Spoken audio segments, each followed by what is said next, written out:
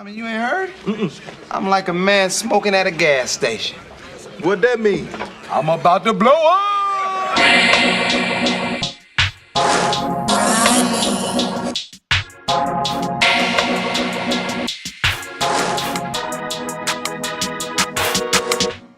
Yo, what's up? What's up? It's your boy Juwan, J-Hub, Hub Vito. I'm still trying to figure it out. You know, send me some suggestions. What do you guys think I should go by? I don't know. But whatever makes you comfortable is cool with me. But thank you for tuning in to the Smoking at the Gas Station podcast. I really appreciate everybody who tuned in last week. It was my first episode. The response was overwhelming. I didn't even expect to get any responses. So I thank everybody for the feedback, the constructive criticism, everything. I really appreciate it. And even if you didn't listen to it, it's not too late. It's still up. It's not going anywhere. It's on iTunes, it's on SoundCloud. It's on Google Play for you Android users. And I'm looking at some other platforms to put on. So don't worry, it's still there. Go check it out and let me know what you think. This week, I have another special guest, goes by the name of Shayne. He's been my friend for multiple years. I don't even know how long. Basically like a brother / mentor. And I believe he embodies what this podcast is really about. And that's just living your dream and helping people who are going through the journey of trying to be great. And so that's what we talked about, his journey. We touched on a lot of things from just coming from a small city and how to have a different mindset when everybody around you may not see what you see. And then we talked about dealing with doubt from the outside, people not supporting you the way you think they should, and how do you deal with that? And then, we touched on just his journey as far as taking the route that he took to get where he is, to own his own studio, to being an artist now, to being a husband and family man. And so I believe all this, can help somebody. It definitely helped me and help us on this journey to get into where we want to get, whether that be in the corporate world, whether that be, entrepreneurship, whatever your goal is, whatever you're trying to get. That's what this podcast is about. It's to give you the resources, to give you different conversations from people that's actually living in their passion and doing what they want to do in their life. So I hope you guys enjoy it. I hope you guys get a lot from this episode. I'll check back in with you at the end of the episode. Let me know what you think. All right, and don't forget to go subscribe. If you got iTunes, if you got Google Play, go subscribe. I really appreciate you guys tuning in. All right, hope you enjoy.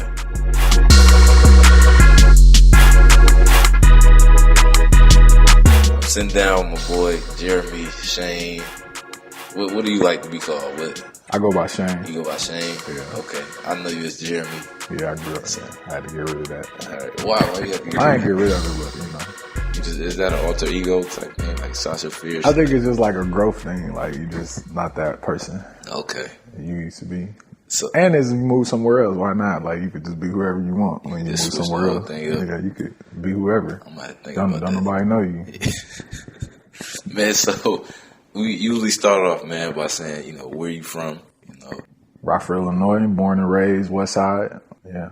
So, what is that like? What was it like growing up in Rockford? What was that? It was like a mini version of Chicago, pretty much, the culture. Yeah. Very segregated city. But where I grew up, I loved it. I didn't know any different. I grew up, it was a dope neighborhood. I used to have fun. It was a lot. It was a neighborhood. Yeah. Then as I got older, you learn about your neighborhood, and then you realize your neighborhood is a bad neighborhood, with quotes. But yeah, growing up in Rockford it was fun. It was dope, but it could be dark. Yeah. It could be, you just never knew when you woke up it was gonna be what type of day it was gonna be. But I loved it. So what was the 10-year-old at that time, Jeremy? 10-year-old Jeremy. What was he doing? 10-year-old. Probably playing basketball for sure. Riding my bike, going to school, playing video games. Yeah. Hanging with my friends, stuff kids do. I was church, a lot of church. Yeah, waiting on Christmas for something, probably my birthday. Being selfish. So, as far as being in that environment, Like, was it? You said you didn't even pay attention to like a lot of stuff that was going on until you got older. Yeah, no, I didn't. I mean, you see stuff, but to put it in context, you didn't know what it was until you got, until you could wrap it. And I still don't, but I could see, I could put it. It was something to gauge against it. Like if I seen somebody fight and then somebody got hurt, and then when I was younger, it was just like it was a fight. Right. And I got older, it was like that same fight, and then you watch the news, and it's like, oh shoot, like he shot him over that, and them. It's not so. I don't know. It was like before when I was young, it was happening, and like I guess it's because I didn't know anybody that it was directly happening to. But as you get older, like your friends, it start happening to them, like going to jail, all that stuff that happens in our culture in the hood, and it come to reality. Do you remember like any like goals you had? You was saying like you wanted to go to the NBA like everybody else, basically. That was pretty much it. Yeah. It was like the NBA. I think I said something about being like a doctor or a lawyer, whatever. Whatever they feed us, whatever they tell us is what we should be doing. And so, when you say them, what you mean? Whatever they. Like whatever our social, however we're socialized, like our TV, our media, everything around us tells us who we are. And as black boys, they, when you watch TV or when the people you looked up to was in the NBA or they was in music for the most part. Right. It wasn't. We usually flip on the TV. It was one black doctor on all the TV, and we still know who he was. His name was Heathcliff Huxtable. And that's the only, you didn't just see yourself in other positions. So that was the one. It was like, I'm going to go to the NBA. That's what they feed. Like, it's also part of, it's just a socialization. And when you grow up where we grow up, you can't play golf. It costs too much. Like, it's cheap. Sports are for certain communities. Yeah. You get a basketball for cheap. Football is pretty cheap compared to other sports. Yeah. But why not? Like we was talking about this earlier. Like it's cheap to get like a paper and pencil. Why not be an artist? I think art is still part of it. I think we talked about it though. It's behind closed doors. People do it. Yeah. I think people but nobody was saying I'm going to be an artist. That's not. They didn't know any. That didn't. Even past being black, it was just like in American culture, growing up to be an artist is not a thing. You just can't do that. And if that's what you gear towards as a kid, everybody's telling you what you should be based off like level of comfortability in your life, like pay grade and what the return is going to be. It's not like what do you love and what make you happy, what do you want to do with your life. It's like you should do this because this is the salary and this how long it take to get to that salary and this what you got to go to school. You know what I mean? Yeah. And so like kind of fast forward. Well, even going back, were you like the only child? Yeah, only child. Single mom. Yeah. Grandma lived with us. Well, later she lived with us. Yeah. And then, how was that? Like, you think that played a part into like, I don't know, just the way you move now, or like, do you see like being an only child or a single mom? Like, do you think what does that look like for you? Like, how did that play into who you are now? You think?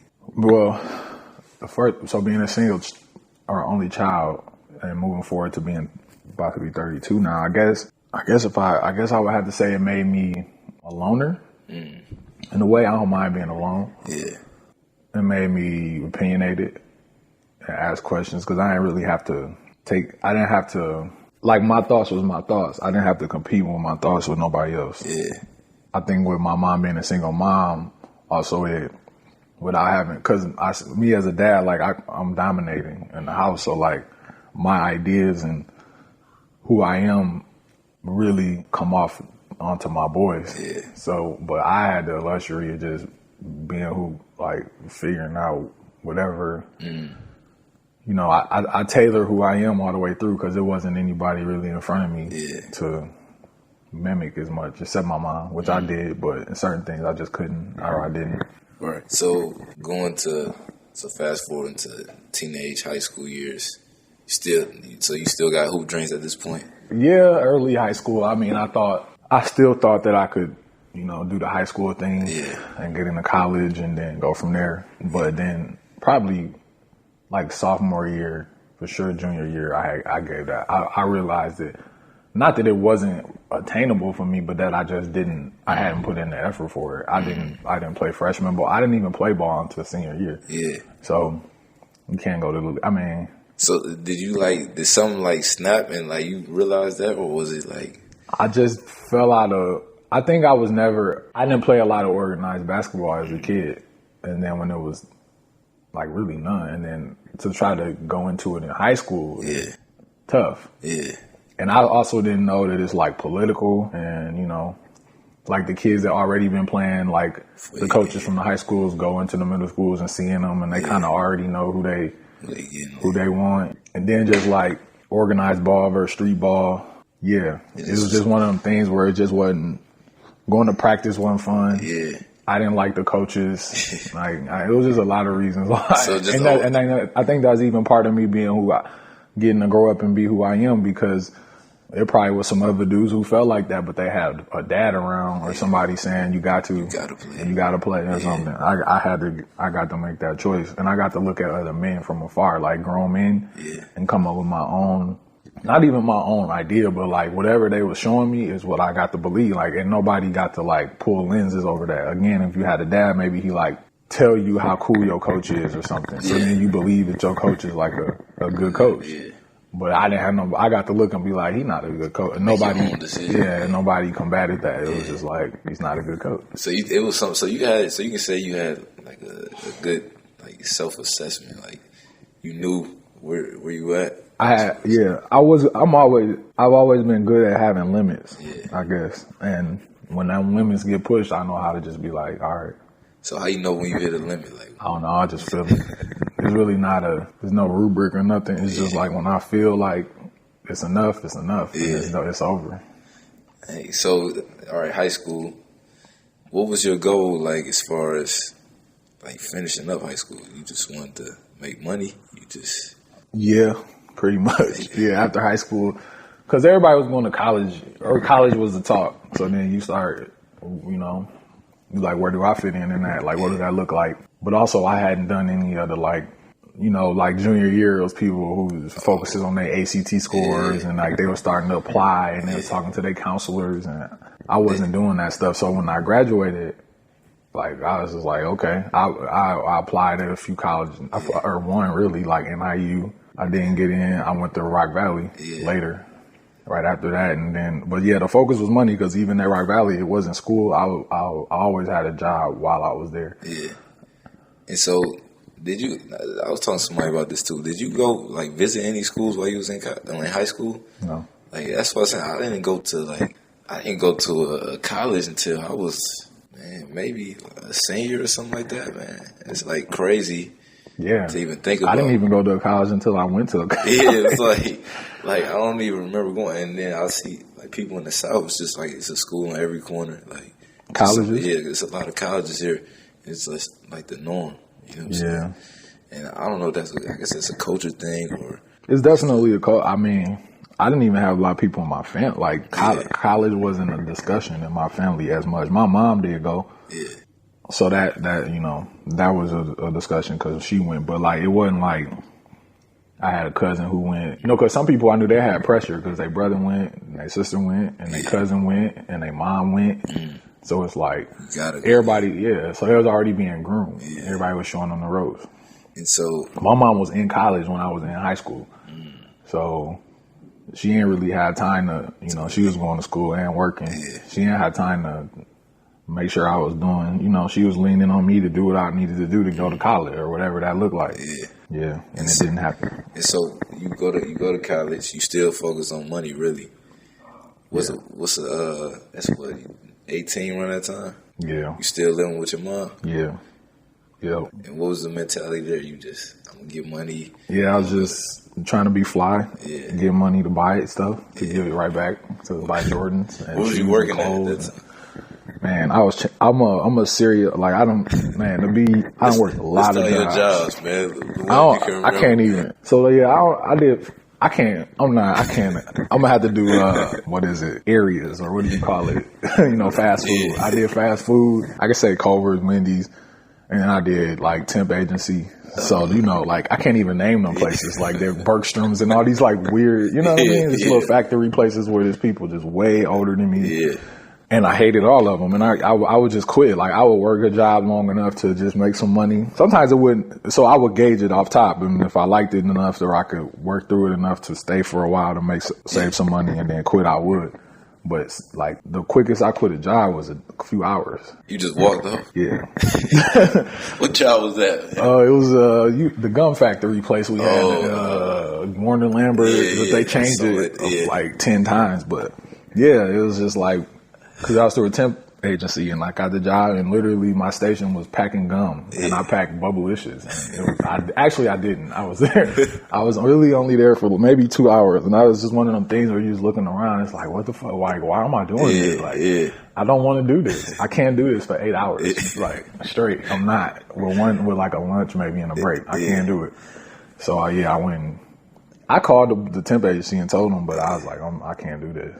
Hey, so, but do you think you was like, were you comfortable doing that because you had your mom, or you knew you could get a job, or you had? I knew I could get a job, and it was part of it was my mom. Like I'm still at home. I ain't have no bills. Yeah, you know, you could do that. I could do that then.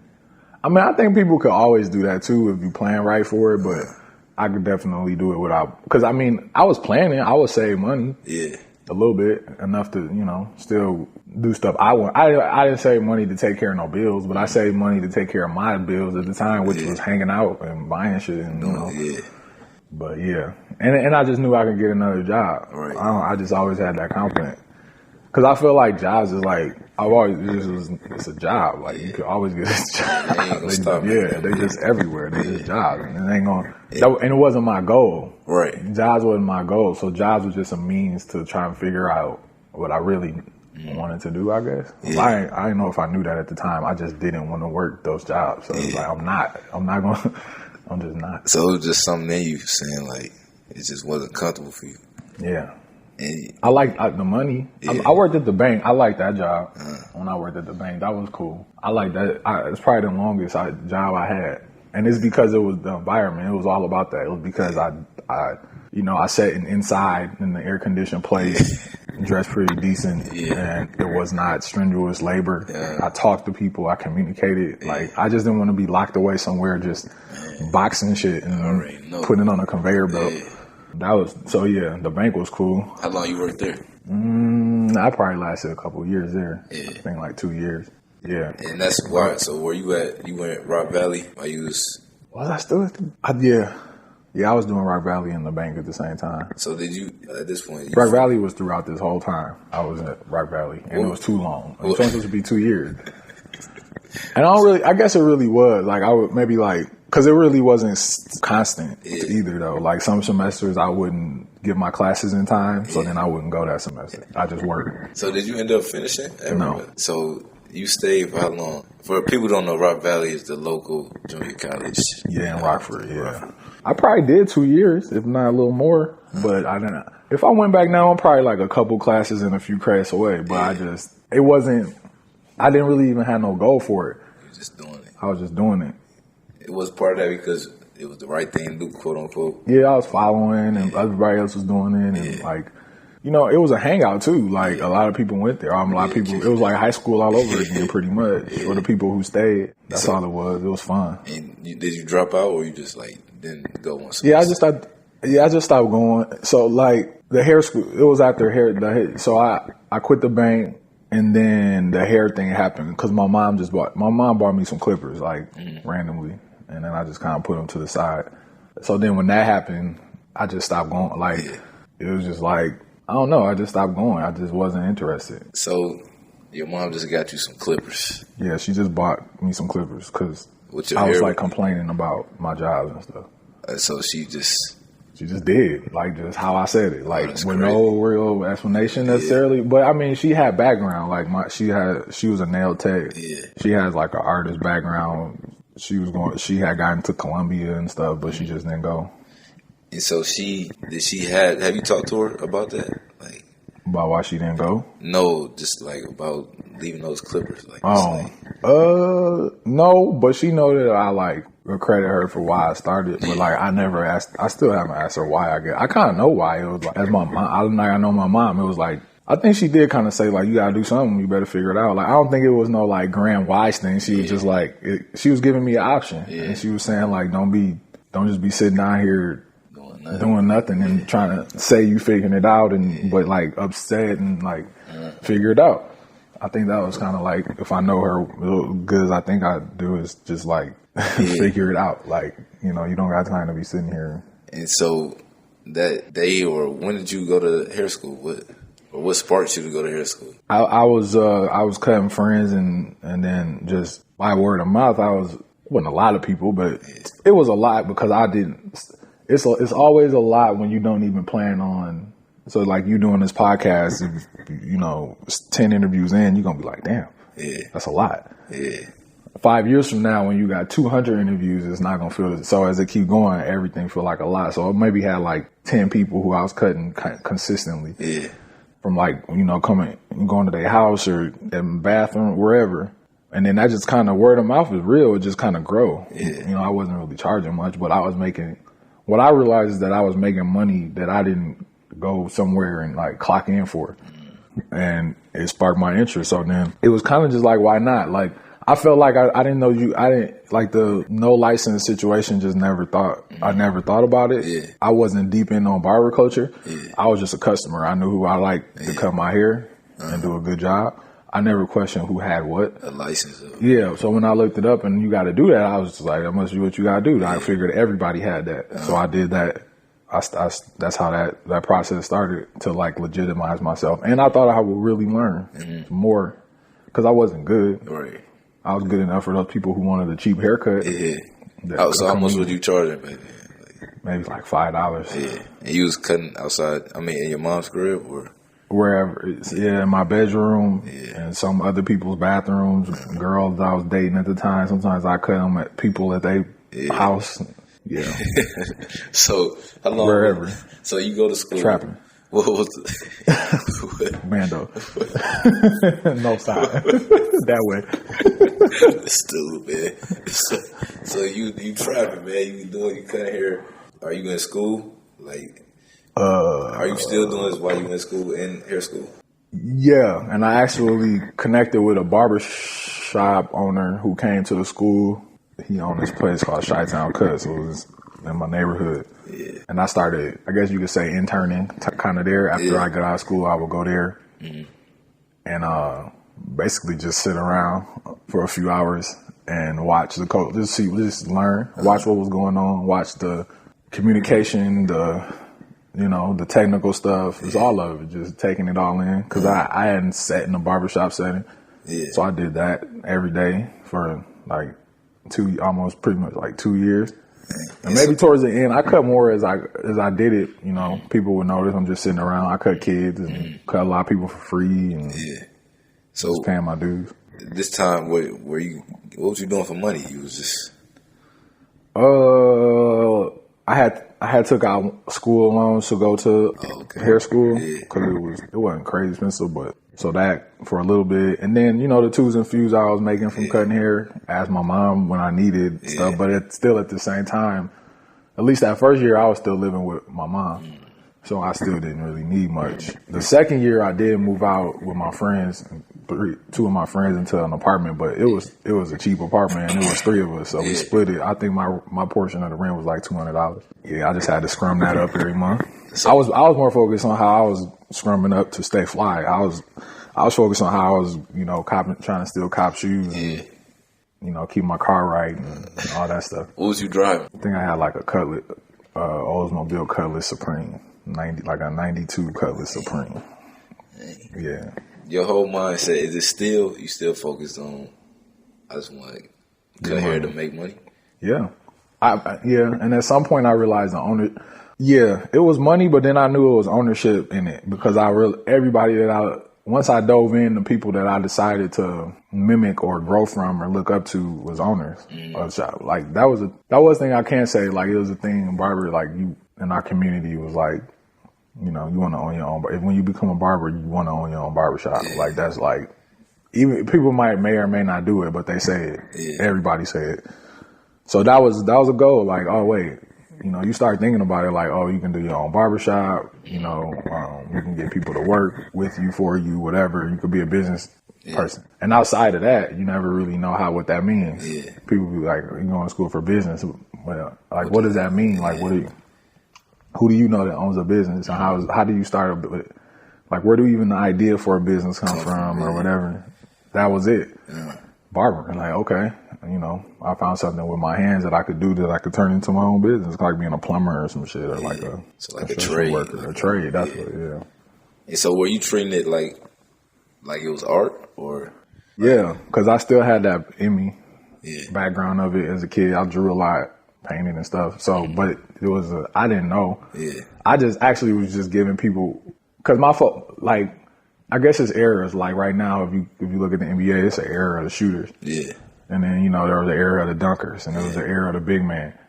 Well, when I came into cutting, it was an era of the edge ups. That's when everybody was trying to like get people to where they are. Like what happened now, like everybody be icy from whatever they do to get people icy. Well, that wasn't a thing when I first started. Like people who could do that, it was like a rarity, so it made you nice. And everybody people knew about fades and they cared, but it was about like, give me icy, like my edge up, box me out, made me look like Mekhi Phifer or Steve Harvey. Yeah. You know, pictures of that. So that's what I was focused on. Like I wanted people, and that's what I wanted.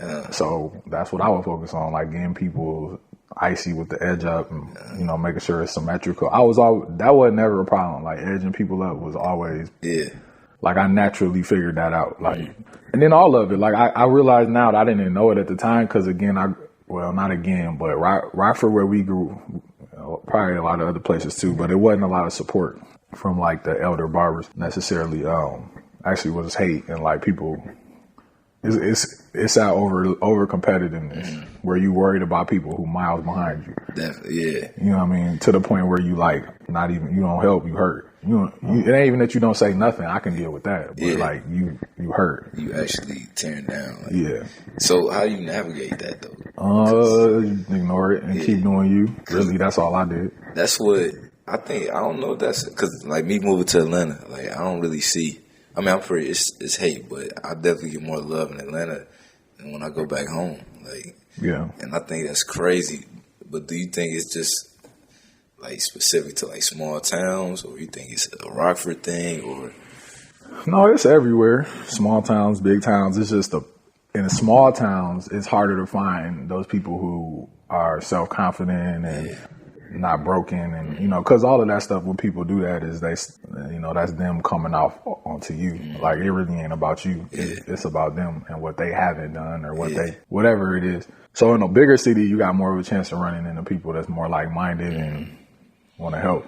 Small cities, it's just harder. Most people are very sheltered. They don't see a lot. You know what I mean? They get all the information from like the media. You know, they don't read a lot or something. You know, it's just really true. Like small towns are, no black people to me specifically should live in small towns. They should all live, we should all live by big cities. Why you say that? Opportunity and like what you said, like the love, like you could actually, you know, we can't be spread out like that.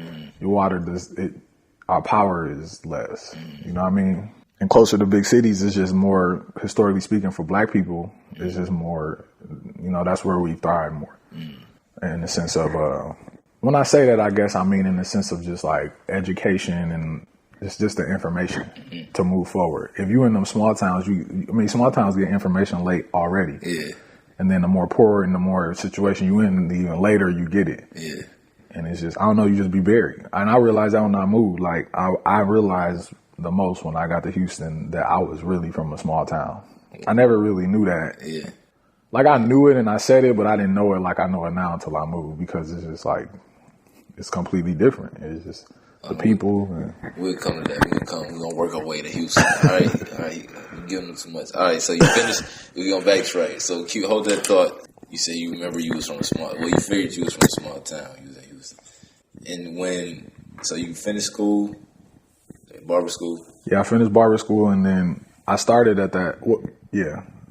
I started at the same shop that I was interning at, which was rough because it was like right across the street from the projects. It was in the rough times. It was like behind a liquor store, like shootouts. Definitely a sketchy spot, man. I remember that shit. Yeah, shootouts in the parking lot, like that type of shit. So yeah, it wasn't a lot of money to be made. You know what I mean? Like it was one of them shots where the dude who owned it cut all the people who could pay a little bit, and then it trickled down from there. So I was just cutting like a lot of little kids. Yeah. He would do all these specials to try to get traffic. I remember one Christmas, the whole Christmas season, I cut for $5, which was crazy because we was busy. Yeah. But, you know, I can cut like, you know, you do the math. I cut a lot of heads and it still wasn't shit when I was over. Yeah. And nobody was tipping.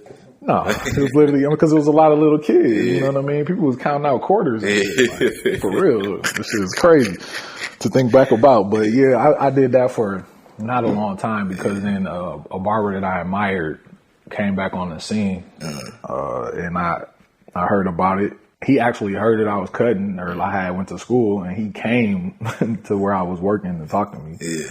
And then, yeah, not too long, like literally right after that, I was like, yeah, he told me he was opening a new shop and whatever. I was like, yeah, I'm gonna come work with you. And I decided to do that.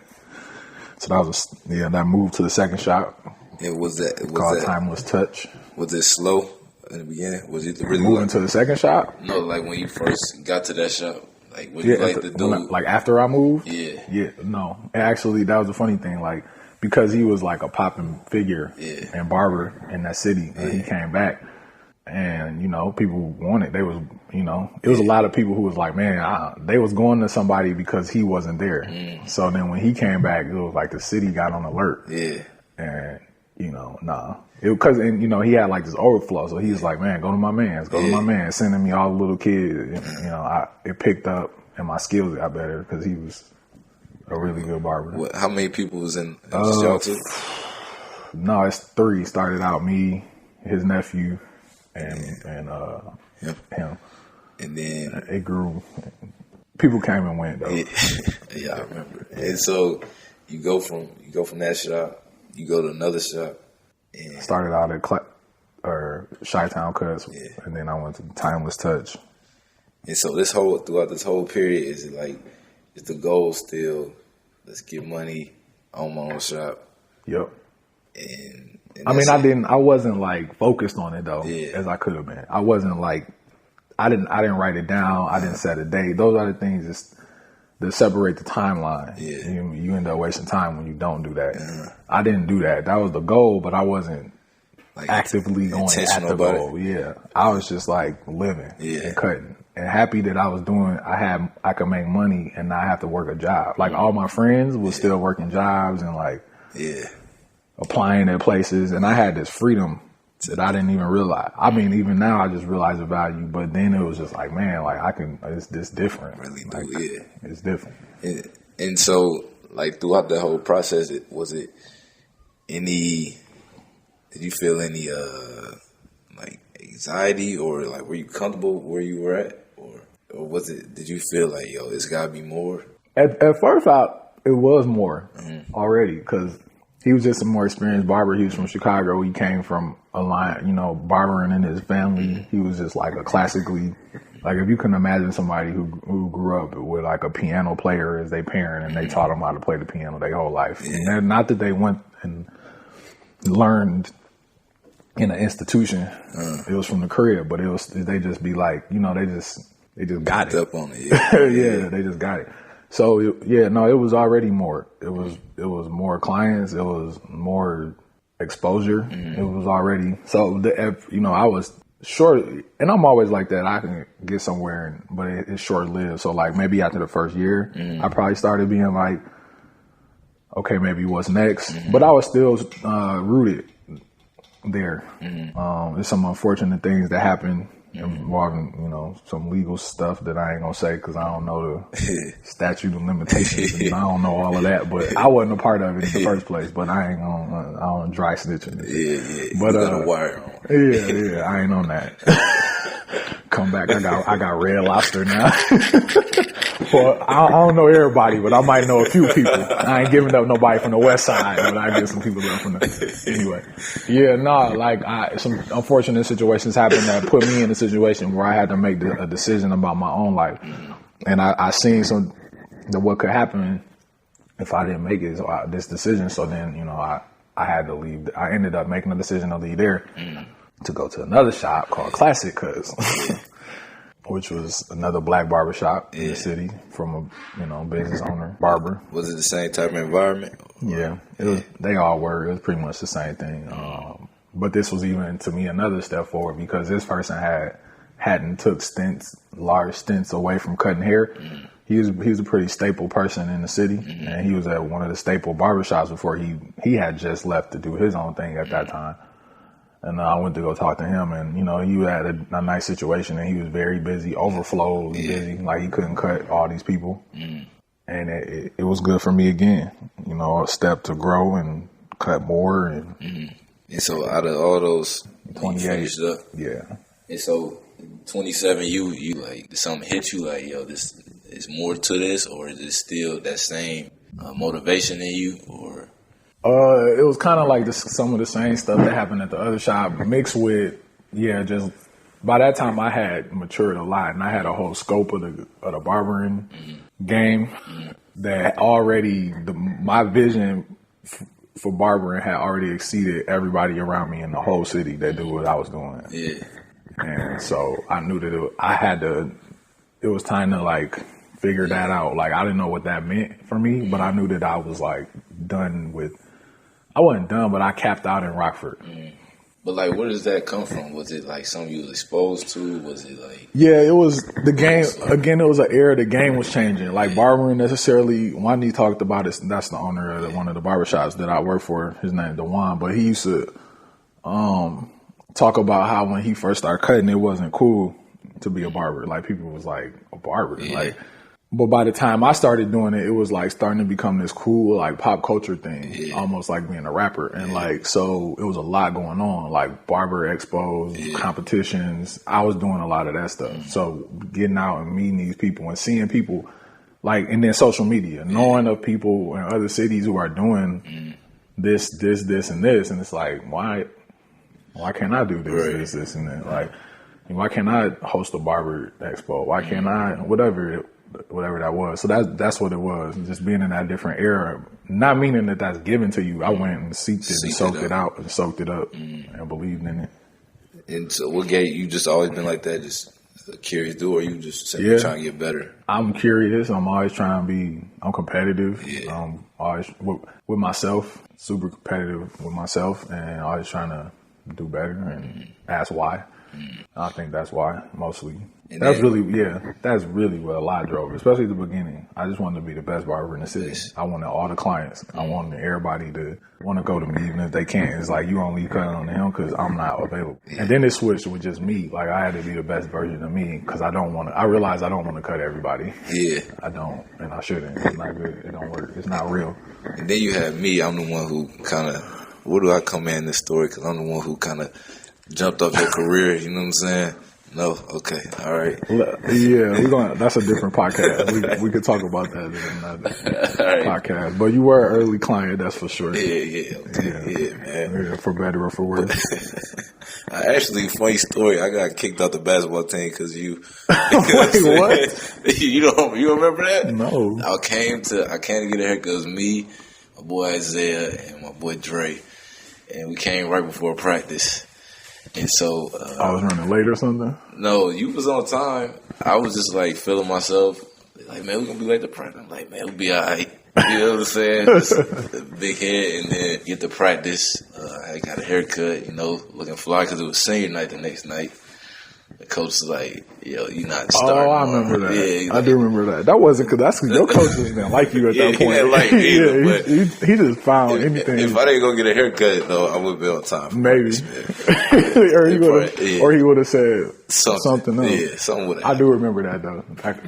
That's when everything went south right at the end of your season. Yeah. And then another story. I remember I was playing varsity as a sophomore. You had cut like a 3 in my head or something like that. Yeah. Dude, I didn't touch the flow though at all. Like, you got that whole haircut to not play. I sounded a bitch like the whole game, and I was so salty. I think it was because of their haircut though, but I don't know, man. Possibly, like you think he gonna just get the show out.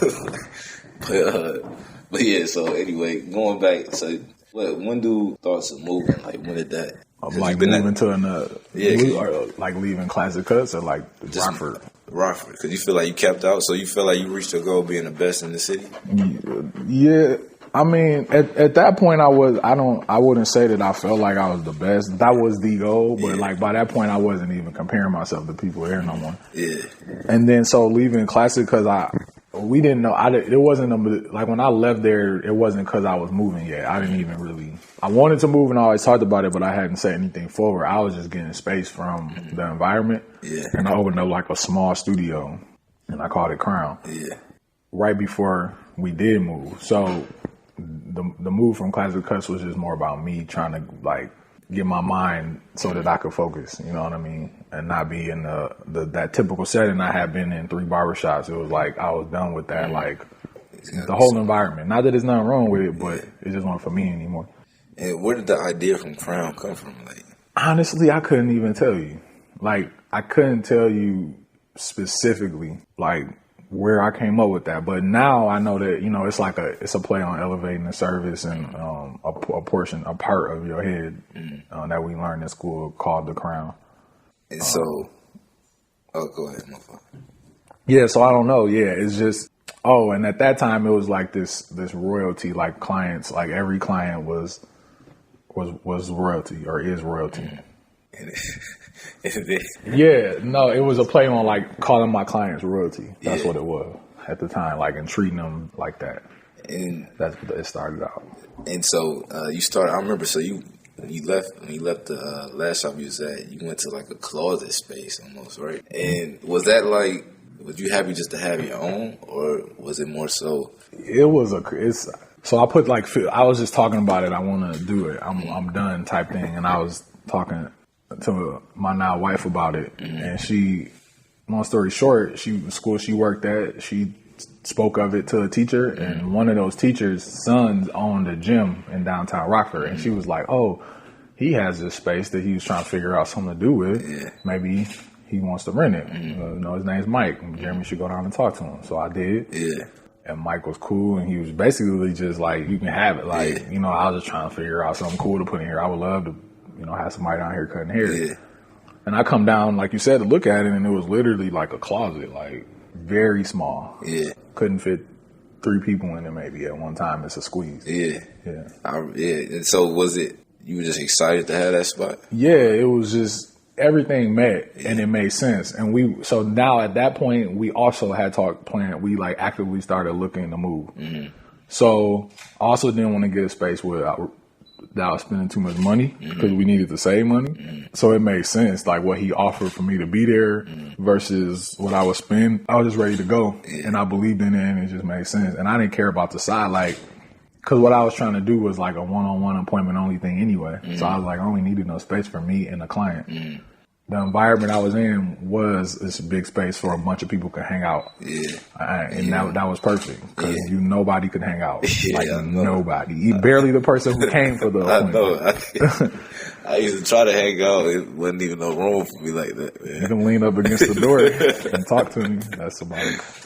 Yeah, so how long were you in the closet? Like the closet? I don't want to say that. Well, how long are you in that? I just came out. How long? Nah, it was short. Like what? 6 months maybe? Because we gave ourselves a time frame. The day we was moving, and it might have been like 6 months. So I literally like flipped it. Yeah. And cut out of it for 6 months, and then shut it down when we left. So talk about that though, like having a plan, like you. Well, see right here, your wife, how did that play into like making goals? Was she like, do you think having somebody there kind of help? Yeah. They definitely got to buy in and they got to believe it. They got to believe in you. It got to be a team thing. Otherwise, it's probably not going to work. Yeah. Either the marriage ain't or the business, one of the two. Something ain't got to give. So, and I think it was easier for us because she been there. I think I met her during, like, I think I had just started hair school. Mm-hmm. So she been there since the beginning. So she heard it all the goals, all the dreams. Yeah. So that made it easier. It wasn't anything I had to sell to somebody I had just met. Yeah. Like, I'm a barber, I'm about to open a barber shop. It's like she been there the whole. She knew the work. She seen the, so you definitely need support. And so Did you ever feel like any like uncertainty like on her end, or was she just like always supportive, or was she just like, well, maybe I should fix her? But No, she seemed always supportive. I'm sure she had some uncertainties she might not have said, but I did think at the beginning, and I don't know that it was from her, it's more from her upbringing, that this might be temporary, because then you might need to get a real job type thing. And she never said that, but it was like everybody had that energy. It wasn't nothing new. I wasn't offended. Most people would be like, so it was other barbers would be like, so what, what you gonna do after this? This is a barber saying that, you know what I mean? Somebody who went to school for it. So when you hear that from the colleague, you can't be hard on somebody who's not in the industry who might think the same thing. So. Right. And so did you have those fears? Like, yo, what about a 401k? Never. What about you just never even thought about that? Nope. Never. It never made sense to me. I always used to tell her, like, I used to tell my wife, like, and I think her dad too, and they just would look at me like I was crazy. Like, I was like, cash is king. She used to be like, what? It was like, cash. Like, if you making money, then whatever. Like, the rest of that, I don't know. I just didn't care. I wasn't trying to be comfortable. I never was. I'm still not. So that wasn't. To me, that's for people who be trying to be comfortable. They need to get a 401k and like it just didn't. I didn't care. No, I get those looks too. Yeah, I tell you stuff. And I think that's a barrier that's used to keep people from opening businesses. They be scared because it's just a bunch of what ifs. What if I get sick? What if I? It's what ifs like anything. Really. It's like you can walk out. You get hit by a car. Like, you can't. That don't mean you ain't gonna never leave your house. So talk about the move to Houston, man. First of all, why Houston? Why did you? It wasn't Houston. Houston, Texas. It was not on our list. We had a little short list, and it wasn't on there. I don't remember everybody that was, or every place, but it wasn't Texas. Like more Cali, maybe North Cali, some Northeast cities. Atlanta was on one of them, I think, maybe for me, not for my wife. Didn't really want to go there, but Dallas. My wife's sister lived in Dallas. She had moved there with her husband, and she was raving about it and really wanted us to come check it out. So we did. And it was cool. It was a cool place to hang out. It was a cool city, but it wasn't our style. It wasn't for us. I think it was just kind of like, well, what else is in Texas? We never really thought about like what other cities is in Texas. Somehow I was like, what about Houston? I remember we were sitting in our apartment, and my wife started going on the internet and kind of like Googling. And Houston has done a good job of painting themselves in a good light on the internet. Not saying that it wasn't true, but it sold us. It was like the diversity numbers, the job market, the income levels, and all of that stuff. So we came to visit, and we didn't feel like it was a lot. We could feel like you said, it felt different. It felt like people wanted us to be. Like the first hotels we was at, it was just stuff was happening. You know what I mean? Certain little small things. It just felt right. So we never visited anywhere else. We were just like, okay, we're gonna do Houston. Yeah. We made a decision really. And so you just packed up and we saved and for about 6 months and grind, and then we hadn't packed up actually. We sold everything. Yeah. And then we caught a flight. Yeah. And so, was there any pushback from anybody, like your parents or friends, or you know what I'm saying? Yeah. And how did you deal with it? You just like, yo, I got a plan. It's my life. Yeah. It's my life. I wouldn't even call it pushback. It was just a bunch of, what I told you, it's what people so when people have fears, they put their fears off on you. Yeah. That's all it was. My mom was just like, what if this and that? And, other parents was like, that's the South. Yeah. There was all of a sudden went back to like 1950. And it was like, I don't know. Like it's any different anywhere else. You know what I mean? Yeah. It was a lot of just that. I just ignored it. I didn't care. I had entered a time in my life where like, even Brittany even tell you, I just went like so focused and so determined that like, I don't care. Like I don't care what nobody, people was just like, even how I dread, like, I think for like a year straight, at a certain point in my late 20s, I wore black every day. Yeah. And it was just like this conscious thing of just not caring about all them stupid stuff, like what I'm gonna wear every day, like trying to be fly. Yeah. That takes your mind power away from growing in like the other areas. Yeah. You thinking about, it's too much. Your mind can only think about so much. Yeah. That's why you see certain people in certain positions, they might see and they got money and they wear the same thing all the time because they don't want to think about that. That's what they say, Mark Zuckerberg. They give me like 30 black shirts, 30 black pair of pants. For real. And that covered me for the month. Yeah. You know, and that's kind of what I went to. Yeah. So anybody giving me pushback or whatever you want to call it about moving, I ain't even hear you. And so you get down here, and going back to what you said before, you realized you were from a small town. Mm-hmm. How? You start realizing your naiveness in certain ways, just small stuff, driving. Yeah. You know, like people can game you if they wanted to. Yeah. Like people can kind of like, you just gotta pay attention. It's just different. You know what I mean? People, our town, it really was about the other people in my town. Like, man, we was just slow moving. It was just slow pace. Like nobody's trying to start nothing. Yeah. Nobody's, you know what I mean? Like nobody trying to hustle to start a business or it's not. Yeah, we almost done. Explain what exactly it is. It's just like you just tell. Yeah. Like it's just completely different. But when you moved here, I didn't. You know, I felt like I was just like, because Rockford is still a city and it's still, you know, especially the part I was from. I felt like like I was ready for whatever, and like I had seen whatever. It can't be It still was an adjustment. Mm-hmm. You know what I mean? And I think that adjustment too was a lot of like not being in that community that I was used to being in. You know what I mean? Yeah. I had a 90% black clientele. I went to a 90% other clientele. Yeah. You know what I mean? It was just a lot of that type of stuff. And so you came here. You fast forward, we speed through it. So you came here. You were at a shop. Yeah, I came here. I found this shop on Instagram before I came here. It's called Cutthroat. Yeah. I came and visited, you know, put the bug in their ear, gave them a car, let them know that I was looking to move here and I'm looking for a place to work. And when I would be back. Yeah. And we kept in touch through email, and they ended up, I came back right before we moved and did a demo, and then I got hired. Mm-hmm. So then I started that a week after we moved. And clientele was slow or? No, that's part of the reason I chose them. It was one of those, actually, that isn't why I chose them. I chose them because they had a different clientele.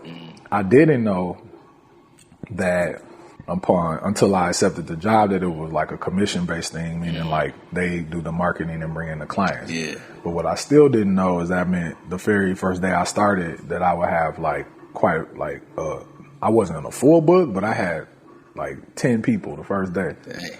So, you know, that was a good sign. Yeah. And so how long you ended up being there? 2 years. 2 years. And you still got this, are you still like pushing Crwn, the idea of Crwn? At first, not as much because Cutthroat was so much different than what I had ever worked at that I was kind of settling into that. Like, and I say I do that. I do that every place that I go. It's just like, cause I'm a team dude. Like I'm gonna try. Yeah. And I'm gonna, be excited and do my thing. And that's what I did. But then, like much like the other places, after a while, like once I see the background, like what goes on in the background and like I break down the business of what they doing. Yeah. Then it was like, it's time now. Yeah. Cause that was still the goal though. When I moved, I did want to do my own thing eventually. But for a minute I stopped thinking about it. Yeah. And then probably like a year in, a little more, I started it started coming back. You just ended up taking that leap of faith and starting. Yeah. This time you're not in the closet. Yeah, I was planning. You like that, huh? I was planning it. I was, behind the scenes, getting the marketing ready. I changed the marketing. I took the O out of the Crwn. Yeah. I changed the Crwn. I was just getting those things ready. Talking to people about starting a website, looking for spaces, writing down everything I wanted in detail. I have a book in my bag. I still got it. Not writing it. I need to get back to it more, but everything that you seen my studio, everything there, it was in that book already before it happened. And not like I want a space that's downtown, in like detail. Yeah. And it literally is the exact same space I wrote down. And that's why I said that earlier. It's so important to do that because it really manifests, because that's what you're going to look for and that's what you're going to whatever. So I did that and I was planning for it and I actually just ran into the space. Yeah. And I really was going to stay for a little longer at Cutthroat and just kind of like, secure myself some more. But it just felt right. Yeah. So, I did it again. And no, it's not a closet. It's 1,400 square feet to be exact. No, it was me. My bad. But so now You're doing pretty well. You know what I'm saying? I could barely get in, to get an appointment. That's not true. But I'm glad you didn't forget about the small people. You know what I'm saying? But so the last question, we usually end the podcast was saying, what would you tell 21-year-old Jeremy or Shayne? What advice would you give? Go hard on social media because it's real and it's going to take over. Save your money so you can move to another country because Trump going to be president in like 10 years. That second one was a joke. But no, seriously though, like I would give them insights on what's happening right now. Like honestly, like social media is going to pop. Like don't take it. It's not a joke. Yeah. Instagram is not a game. Like take that very seriously. And I would tell them to start writing sooner and start planning more detailed. That's probably it though. I don't think it would be too much more crazy. But before we end the podcast, I gotta say that it's dope. I'm proud of you. And I'd be crying, man. No, don't. Please don't. And this is an example of whoever end up listening to this, you gotta go out and you gotta start. And that's all we talking about. And, you do your podcast one day, you're gonna be talking about this. And I can really say that I started your podcast and be honest about it. All right, man. Thank you, man. I appreciate it, man. Yo, so that's it. That was my conversation with Shayne. I hope you guys enjoyed it. I hope you guys took a lot from it. I hope you guys maybe laughed a little bit. Me and him go way back, so we had a few inside jokes and stuff like that in there. But one takeaway that, I really noticed from this conversation that stuck out to me and that I needed to apply to my life was when he said, be intentional and write things down. And not only write things down, write it in detail. He talked about how he wrote down a specific place, what type of place he wanted when he was looking for a studio in Houston. And I went to it and it's beautiful, man. It's 1,400 square feet. And it's way bigger than the closet that he was in. And I think that just shows a lot his journey, where he came from. He came from all the way from a barbershop that was right in the middle of the projects to owning his own studio basically in downtown Houston. And I think that just says a lot about the journey, about being patient. And that's truly what the analogy is, smoking at the gas station.